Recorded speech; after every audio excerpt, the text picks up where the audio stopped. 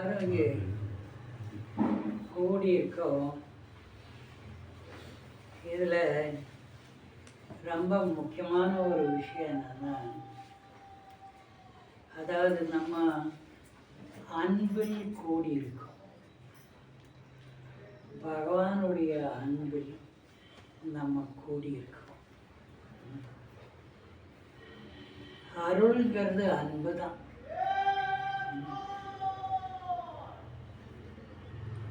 அன்பினுடைய செயல்பாடு தான் அருள். அன்புங்கிறது நம்ம சாதாரண ஒரு மனுஷனுக்கும் இன்னொரு மனுஷனுக்கும் நம்ம காட்டக்கூடியது அன்பு. இதே அன்பு என்ன சப்ளைம் ஃபார்ம் ஒரு உயர்ந்த நிலையில் கடவுள்கிட்ட இந்த அன்பு காட்டும் பொழுது அதுக்கு பக்தின்னு பேர். அந்த பக்தி நம்ம காட்டும் பொழுது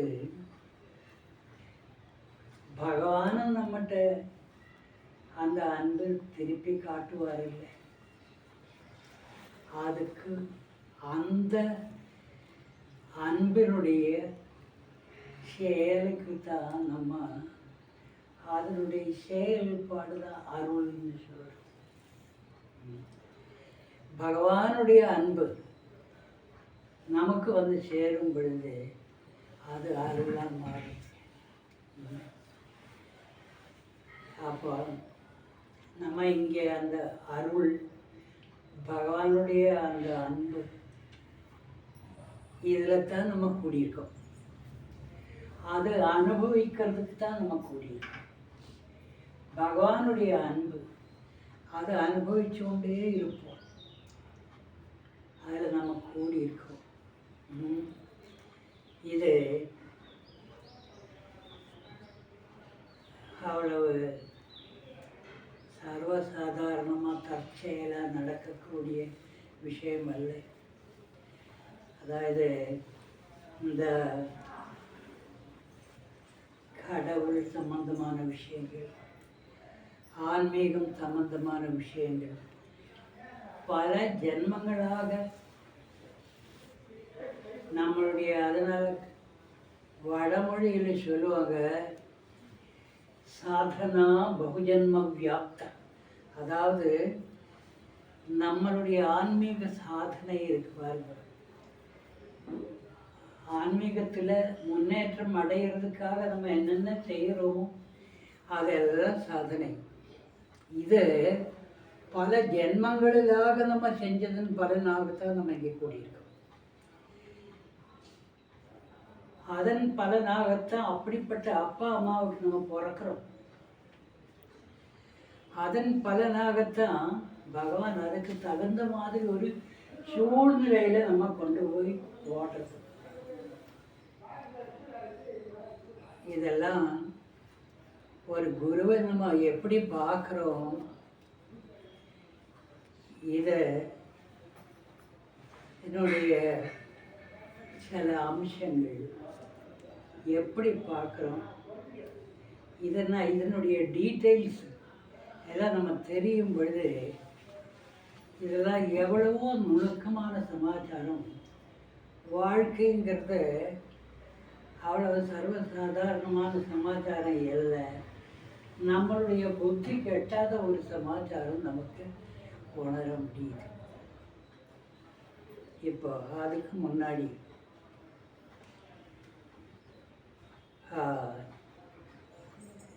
சில குருநாதர்கள் பக்தர்களுக்காக சில இன்னல்களுக்கு ஆளாவாங்க. ரமண மகர்ஷி காலையிலேயே அவர் ஒரு குகையில் அங்கே இருக்கும் பொழுது அதுக்கு வெளியில் வந்தாக்கா ஒரு கருங்கல் ஒன்று இருக்கும். அந்த கருங்கல் காலையில் சூடாக ஆரம்பிக்கும். அந்த சூடு கல் மேலே அவர் உட்காருவார். எல்லாரும் சொல்லுவாங்க, சாமி ஏன் அந்த சூடு கல்லில் போய் உட்காருங்க, கொஞ்சம் நீங்கள் நகர்ந்து போய் உட்காரலாமே. அவர் உட்கார மாட்டார், அந்த சூடு கல்லிலேயே உட்காருவார். அப்புறமா கீழே இருந்து ஒரு சாதாரண ஒரு அம்மா மேலே வந்தாங்க ரமணரை பார்க்கறதுக்கு. அப்போ சொன்னாங்க, சாமி நீ வெயிலில் இங்கே உட்கார்ந்து நான் கீழே இருந்து பார்க்குறேன். நான் எப்போவும் நீ அந்த கல் மேலே உட்கார்ந்து நான் கீழே இருந்து பார்க்குறேன். அந்த அம்மாவுக்கு தரிசனம் கொடுக்கறதுக்கு தான் சாமி சூடு கல் மேலே உட்கார்ந்து இந்த மாதிரி சில இன்னல்களுக்கு கூட பக்தர்களுக்காக ஆளாவாங்க. இது எனக்கு எப்போ ஞாபகம் வந்ததுன்னா, நம்ம செந்தில் நானே இந்த கால், என்னுடைய கால் கொஞ்சம் வீக்கம் வருதில்ல அவருக்கு தெரியும். அதனால தான் அவர் வந்து இது இங்கே வைக்கிறதுக்கு வற்புறுத்தினார் என்ன. அவருக்காக அந்த நாமம் ஜபிக்க முடிக்கிறது வரலும் ரொம்ப கஷ்டப்பட்டு நான் கால் வச்சேன். ஏன்னா எனக்கு கேஸ் சரியாக போகலை, சரியாக ப்ரீதிங் பண்ண முடியல இப்படி வச்சாக்கா. அதே மாதிரி பேசவும் முடியாது இல்லை இப்படி இருந்தாக்கா. கொஞ்சம் இப்படியே நேராக அந்த முதுகெலும்பு நேராக வச்சா தான் எனக்கு பேச முடியும். ஆனால் நம்ம செந்தில், என்னுடைய அருமை தம்பி செந்தில் வந்து சொல்லியிருக்காரு, அவருடைய சொல்லு தட்டக்கூடாது அப்படின்னு. அவ்வளோ நேரம் வச்சேன். இதுக்கு மேலே எனக்கு கொஞ்சம் கஷ்டம், சரியாக பேச முடியாது. அதனால நான் இங்கே எடுத்து வச்சேன். அது வரையிலும் நான் ரொம்ப பெயின்ஃபுல்லாக அப்படியே அங்கே வச்சேன். பவ்யமாக நீங்கள் சொன்ன மாதிரி அது அங்கே வச்சேன். சந்தோஷம். வாங்க வாங்க, சந்தோஷம். இப்போ இன்னைக்கு ரொம்ப சுவாரஸ்யமான ஒரு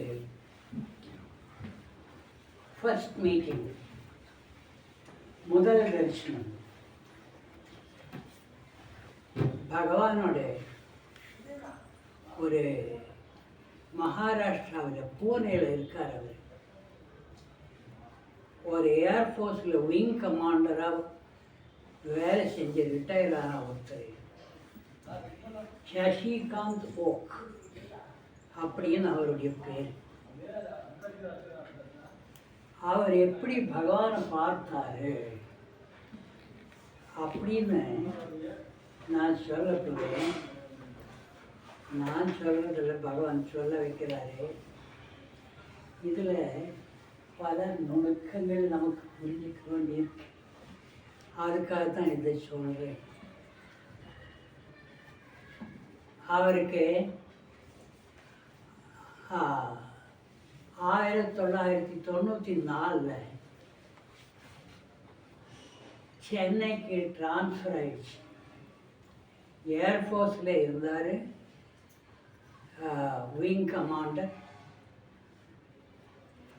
ஏற்கனவே அவருக்கு நாடி ஜோதிஷத்தில் ரொம்ப ஈடுபாடு. அதில் ஆராய்ச்சி எல்லாம் பண்ணிட்டு இருக்காரு. நாடி ஜோதிஷம் அது நம்மளால் நம்ப முடியாத ஒரு சமாச்சாரம். இந்த நாடி ஜோதிஷங்கிறது இருக்கு பாருங்க, இப்படியும் முடியுமா அப்படின்னு நம்ம நினைக்கக்கூடிய விதத்தில் பல நிகழ்ச்சிகள் நடந்திருக்கு நாடி ஜோதிஷத்தில். ஒரு சின்ன உதாரணம் சொல்கிறேன். ஒரு மங்களூரில் ஒரு அம்மா என்னுடைய கசினுடைய பையனை தான் அவங்க கல்யாணம் பண்ணியிருக்காங்க. ஆனால் அவங்க ஒரு கிறிஸ்டின் லேடி, சின்னம்மான்னு அவங்களுக்கு பேர். அவங்க வைத்தீஸ்வரன் கோவில் தானே இந்த நாடி. அங்கே இன்னொருத்தர் என்னுடைய தம்பி ஒருத்தர் சொல்லிட்டு அவங்க போனாங்க. அந்த இடத்துல அவங்க அந்த அம்மாவை பற்றி, இந்த சின்னம்மாவை பற்றி பழைய விஷயங்கள் சொன்னாங்க. அதில் இந்த அம்மாவுக்கு சின்ன வயசில் ஒரு பேர் வச்சு கூப்பிட்டாங்க. இப்போ யாரும் அந்த அம்மாவை அந்த பேரில் கூப்பிடுறதில்லை. அது கூட அதில் இருக்கு. அது ரொம்ப அதிசயமான ஒரு சமாச்சாரம். இப்போ யாருக்கும் அது ஞாபகமே இல்லை. ஆனால் அந்த அம்மாவுக்கு அது ஞாபகம் இருக்கு. சின்ன வயசில் இந்த பேரை வச்சு என்னை கூப்பிடுவாங்க. அது கூட அதில் இருக்கு. இதெல்லாம் அந்த காலத்தில் மகர்ஷிகள் இவ்வளோ வருஷம் கழிச்சு இந்த ஆள் வாழ போகிறாங்க, அவனுக்கு இதெல்லாம் நடக்க போகிறது, எப்படித்தான் அவங்க கண்டுபிடிச்சாங்க? இதெல்லாம் என்ன? நம்ம நினைக்கிறோம் நம்ம சாதாரணமாக அது செய்கிறோம் இது செய்கிறோம். நம்ம அவங்கள கல்யாணம் பண்ணுறோம், இவங்களை கல்யாணம் பண்ணுறோம். இதெல்லாம் பல வருஷங்களுக்கு முன்னாடி அவங்க கண்டுபிடிச்ச சமாச்சாரம். இது நடக்க போகுதுன்னு அவங்களுக்கு தெரியுது. அதாவது அந்த எதிர்காலம் அவங்க முன்னாடி தெரியுது. அந்த எதிர்காலத்தில் நடந்து முடிஞ்ச அவங்களுடைய காட்சியில் பார்க்கக்கூடிய எதிர்காலத்தில் நடந்து முடிஞ்ச விஷயந்தான். இப்போ நம்ம இந்த சசிகாந்தோக்கு வருவோம். அவருக்கு சென்னையில் வந்ததான் ரொம்ப சந்தோஷமாயிடுச்சு. இங்கே சுற்றியும் இந்த வைத்தீஸ்வரன் கோவில் அந்த மாதிரி நிறைய நாடி நிகழ்ச்சி பார்க்கக்கூடிய இடங்கள்லாம் இருக்குல்ல, எனக்கு அங்கெல்லாம் போகலாம், ஆராய்ச்சி பண்ணலாம் அப்படின்னு ரொம்ப சந்தோஷப்பட்டார். அப்புறம் அவர் பொழுது வீணாக்காம எவ்வளோ சீக்கிரம் முடியுமோ அவ்வளோ சீக்கிரம் ஒரு நாடி ரீடிங் பண்ணுற இடத்துக்கு போனார். வைத்தீஸ்வரன் கோவில் அகஸ்திய நாடி. இவருக்கு என்னமோ தோணுச்சு, அதில் 9வது சாப்டர் அது படியுங்க அப்படின்னு அதெல்லாம் தேடி தேடி பார்த்து அந்த 9வது சாப்டர் அந்த நாடி ஜோதிடத்தில் படிக்கிறாங்க. இங்கே வந்திருக்கிற பையன், இந்த மகன்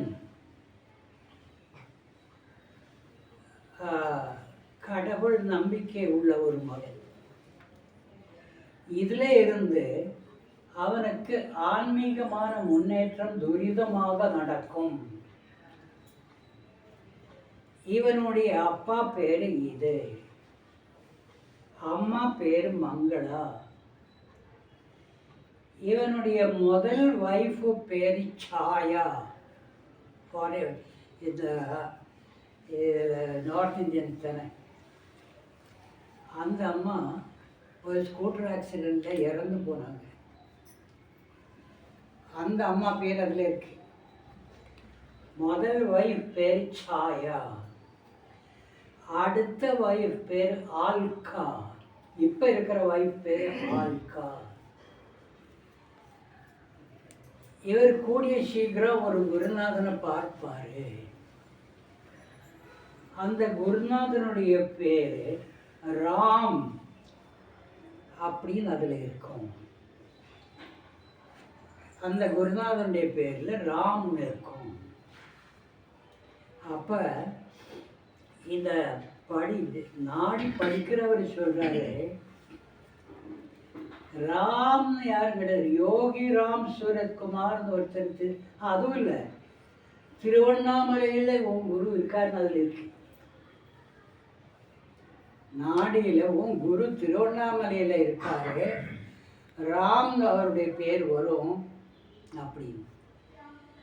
அப்போ இவர் சொல்கிறாரு, திருவண்ணாமலையில் இருந்து நாடி படிக்கிறவர், திருவண்ணாமலையில் யோகிராம் சூரத்குமார் ஒருத்தர் இருக்கார், அவரை எப்போ விசிறியெல்லாம் வச்சுட்டு இருப்பார், விசிறி சாமின்னு அவர் சொல்கிறது உண்டு. அவராக இருக்குமோ என்னமோ தெரியல அப்படின்னு அவர் சொல்லி இவர்கிட்ட சொல்கிறார். எதுக்கும் நீங்கள் விசாரித்து பார்க்கலாம்.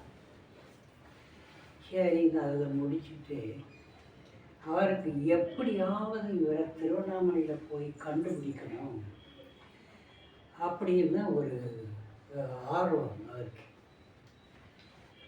அவர் 27 மே 27, 1994 அதுக்கு முந்தின நாள் பாண்டிச்சேரிக்கு போகிறார், அரவிந்த ஆசிரமத்துக்கு போகிறார். 26 ராத்திரி, அன்னைக்கு புத்த பூர்ணிமா. அப்புறம் ராத்திரி அங்கே இருந்துட்டு 27 நம்ம பகவானுடைய ஆசிரமத்துக்கு வராங்க. அவர் வரும்பொழுது மத்தியானம் ஆயிடுச்சு. அதில் நம்ம இப்போ உள்ள டைனிங் ஹாலில் தான் தரிசனம் நடக்குது. அங்கே காலையில் தரிசனம் முடிஞ்சிருச்சு, சாப்பாடு நேரம். சாப்பிட்டாரு இவர். ஏன்னா மத்தியானம் தரிசனம் இருக்குது, சாயங்காலம் அதுக்கு இருந்துட்டு போவோம் அப்படின்னு அவர் அங்கே உட்கார்ந்தார்.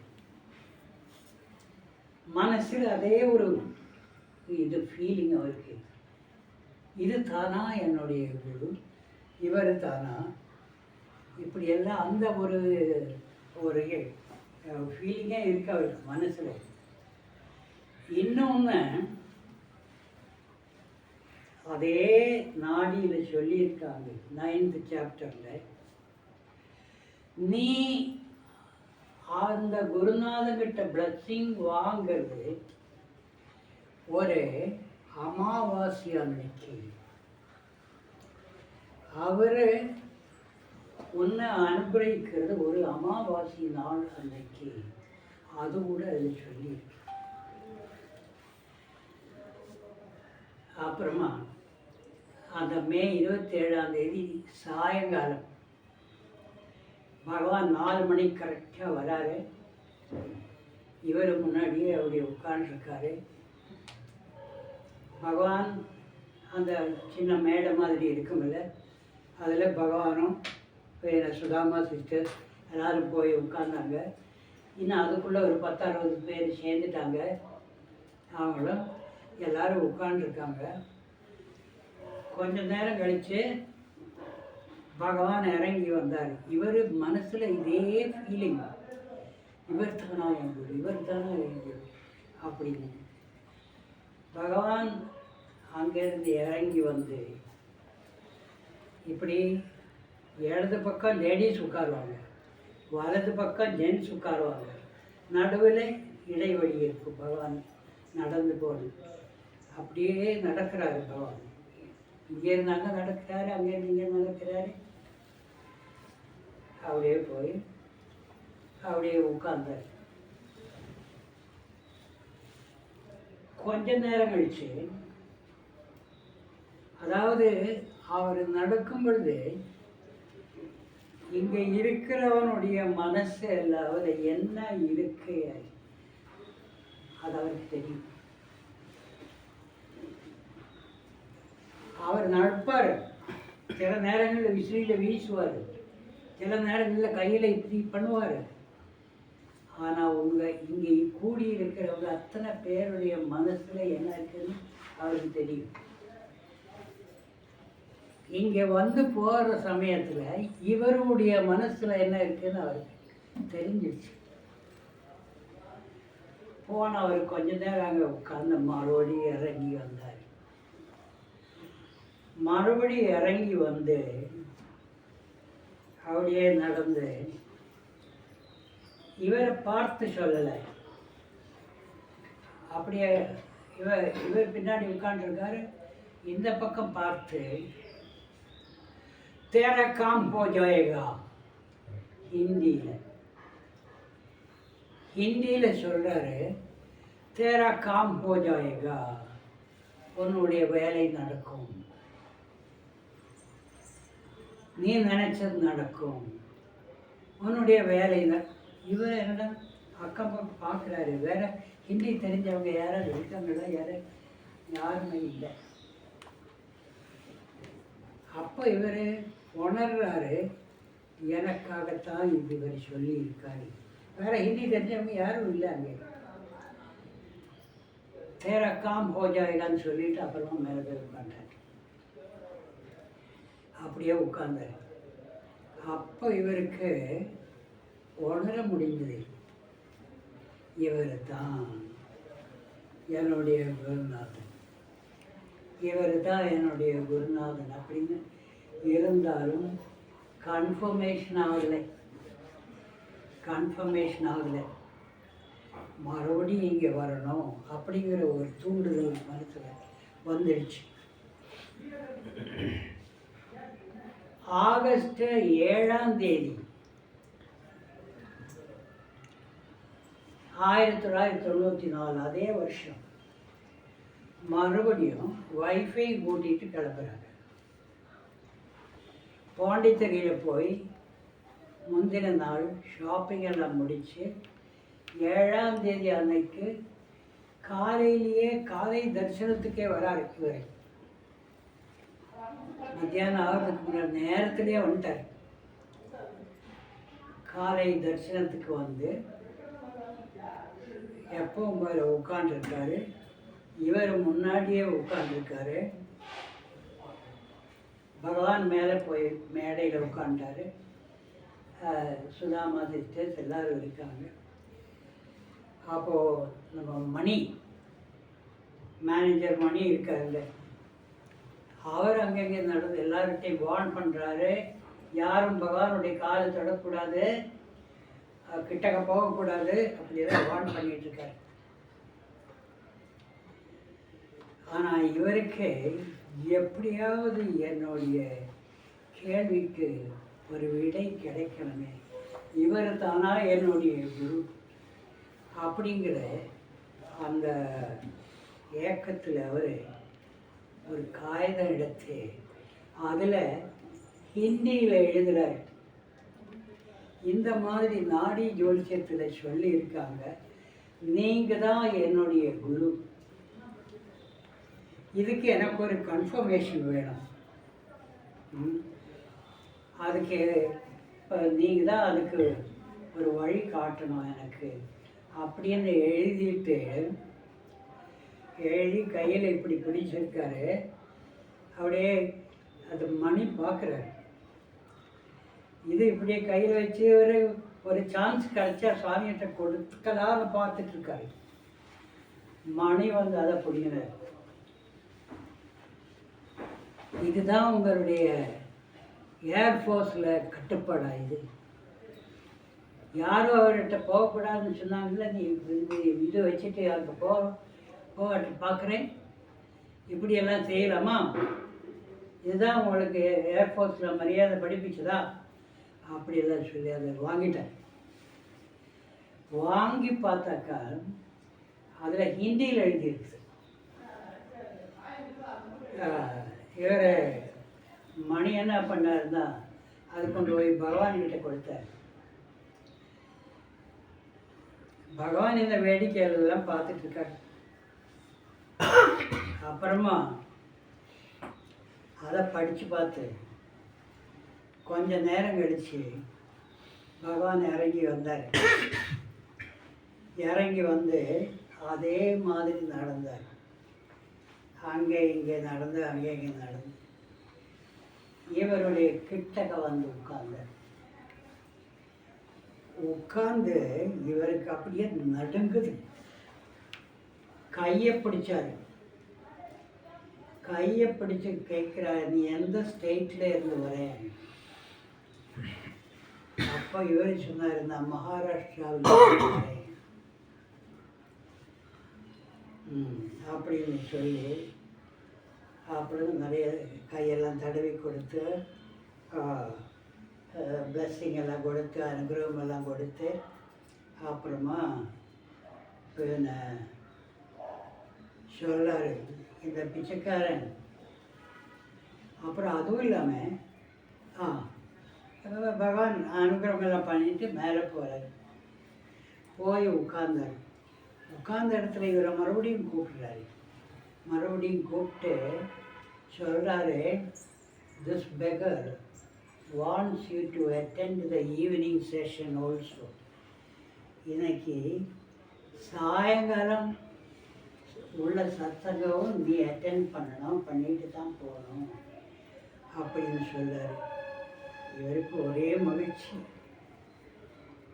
அதே மாதிரி அவர் சாயங்காலம் அவருடைய உட்கார்ந்து பகவானுடைய சத்சங்க அட்டென்ட் பண்ணிட்டு அப்புறம் போகும்போது மணி சொல்கிறாரு, பகவான் உங்கள்கிட்ட ரொம்ப நெருக்கமாக பழகினார், இனிமேல் நீங்கள் எப்போ வேணுமானாலும் வரலாம் அப்படின்னு மணி சொன்னார். நீங்கள் எப்போ வேணுமானாலும் வரலாம். சரி, சந்தோஷமான செய்தி. 2 பேரும் திரும்பி நடுராத்திரி சென்னை போகிறாங்க. வீட்டுக்கு போனதும் அந்த நாடி ஜோசியத்தில் என்னென்ன எழுதி கொடுத்துருக்காங்களோ அது படித்து பார்த்தாங்க. அது படித்து பார்த்து இவருடைய ஒய்ஃப் ஆல்கா அவங்ககிட்ட கொடுக்குறாங்க. அப்போ அதில் எழுதியிருக்காங்க, நீ உன் குருநாதன்கிட்ட பிளஸ்ஸிங் வாங்கிட்டு போகும் பொழுது அன்னைக்கு அமாவாசையாக இருக்கும். கேலண்டர் எடுக்கிறாங்க. கேலண்டர் எடுத்து பார்த்தாக்கா அமாவாசை அன்னைக்கு அமாவாசை. அப்போது இது என்ன,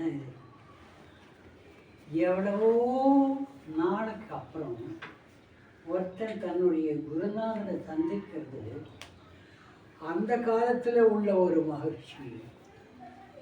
அவரே எதிர்பார்த்து எழுதியிருக்காரு. இதை பற்றி நம்ம இதெல்லாம் என்ன ஒரு நம்புறது கஷ்டமான சமாச்சாரம். ஆனால் நடந்திருக்குது இந்த மாதிரி ஏகப்பட்ட விஷயம். அப்போ இதுலேருந்து நமக்கு என்ன தெரியுதுன்னா, நம்ம ஒரு குருநாதனை சந்திக்கிறது தற்செயலாக நடக்கிறது இல்லை, ஏற்கனவே விதிக்கப்பட்ட சமாச்சாரம், ஏற்கனவே தீர்மானிக்கப்பட்ட சமாச்சாரம். தற்செயலாக நடக்கிறது அல்ல. அவ்வளவு முக்கியத்துவம் வாய்ந்த ஒரு சமாச்சாரம். இது நம்ம உணரணும். ஒரு குருநாதனை கிடைக்கிறதுனாக்கா அவ்வளோ முக்கியத்துவம் வாய்ந்த ஒரு சமாச்சாரம். இது ஏற்கனவே பல வருஷங்கள் முன்னாடி தீர்மானம் ஆன சமாச்சாரம். அதனால் நம்மெல்லாம் அப்படி குருநாதனை சந்திச்சிருக்கோம். இது தற்செயலாக நடந்தது அல்ல. அது நம்ம உணர்வோம். அவர் என்ன சொல்லியிருக்காரு, மேற்கொண்டு ஆன்மீகமாக முன்னேறதுக்கு தன்னுடைய நாமத்தை ஜெபிக்க சொல்றார். அது ஜெபிச்சுட்டே நம்மளுடைய விஷயங்கள் கவனிக்கலாம். இந்த லௌகீகமான நம்மளுடைய கடமைகள் அது செய்யறதும் சாதனை தான். லௌகிகமான நம்ம கடமைகள் தர்மத்தினுடைய அடிப்படையில் நம்ம செய்யறதும் சாதனை தான். வெறும் கண்ணமூடி தியானம் பண்ணுறது மட்டும் இல்லை சாதனை. நம்ம எதை செய்கிறோமோ அது பகவானுடைய நாமம் சொல்லி, நான் செய்யலை நீதான் செய்கிறேன் அப்படின்னு கிருஷ்ணார்ப்பணமாக செய்யணும். அதாவது பகவானுக்கு அர்ப்பணம் பண்ணி எல்லாம் செஞ்சாக்கா ஒரு விஷயம் என்னன்னா, நம்ம ஊழ்வினை சொல்கிறோம். இந்த செய்யறதனுடைய பலன் நம்ம அனுபவிக்க வேண்டி வரும். இப்படி செய்யக்கூடிய சமாச்சாரங்களுக்கு ஊழ்வினை கிடையாது. பகவானுக்கு அர்ப்பணம் பண்ணி நீ என்ன செய்யறியோ அதுக்கு ஊழ்வினை கிடையாது. அப்போ இந்த ஜென்மத்தில் அட்லீஸ்ட் இந்த ஜென்மத்திலேயாவது நம்ம செய்யறது அத்தனையும் குருநாதனுக்கு அர்ப்பணம் பண்ணி அவருடைய நாமம் ஜெபிச்சு நம்ம எதை செஞ்சாலும் அவர் செய்யறது மாதிரி தான். ஒருத்தர்கிட்ட பகவான் சொல்லியிருக்காரு, நீ இந்த பிச்சைக்காரனுக்கு என்ன செய்யறியோ அது இந்த பிச்சைக்காரனுக்காக செய்கிறேன்னு நினச்சி செய், அது மட்டும் போதும். அப்போ கிருஷ்ணார்ப்பணமாச்சு. நம்ம பகவானுக்கு அர்ப்பணம் பண்ணி செய்கிறோம், அதுக்கு ஊழ்வினை கிடையாது. அட்லீஸ்ட் அடுத்த ஜென்மத்திலேயாவது நம்ம சந்தோஷமாக இருப்போம். மேலும் இந்த குரு கிருபை அதிகமாக நமக்கு கிடைக்கும். அப்போது வாழ்க்கைங்கிறது ஒரு பெரிய புதராக இருக்கு. அதாவது ஒன்றும் நமக்கு புரிஞ்சிக்க முடியல. ஆனால் மகாத்மாக்கள் எல்லாம் சொல்கிறாங்க, அந்த சக்தி கும்பிட்டுட்டு அதோட ஒருங்கிணைந்து போக கற்றுக்கணும். நான் இந்த பக்கம் இழுக்க, நீ அந்த பக்கம் இழுக்க, அது வேண்டாம். பகவான் காட்டுற பக்கமே நம்ம போவோம். அப்போ அந்த கான்ஃப்ளிக்ட் இருக்காது. நல்ல வாழ்க்கை நல்லபடியாக நமக்கு நடக்கும். நமக்கு தேவையான பாதுகாப்பு கிடைக்கும், நமக்கு தேவையான வழிகாட்டுதல் கிடைக்கும். எல்லாம் அந்த அர்ப்பண புத்தியோடு நம்ம செயல்படுவோம். அவ்வளவு சொல்லி இன்னைக்கு நம்ம இந்த சத்சங்கத்தை ஒரு நிறைவுக்கு கொண்டு வருவோம். எல்லாரும் இவ்வளவு அன்பாக வந்து சேர்ந்ததில் ரொம்ப ரொம்ப சந்தோஷம். அம்மா பேர் என்ன சொன்னீங்க? கங்காதேவி. கங்காதேவி. ரொம்ப சந்தோஷங்க. இந்த ரொம்ப சந்தோஷம்.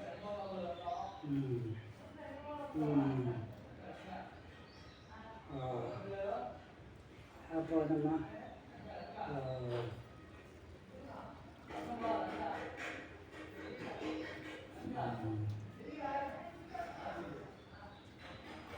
पुष्प आरती योगी राम सूरज कुमार।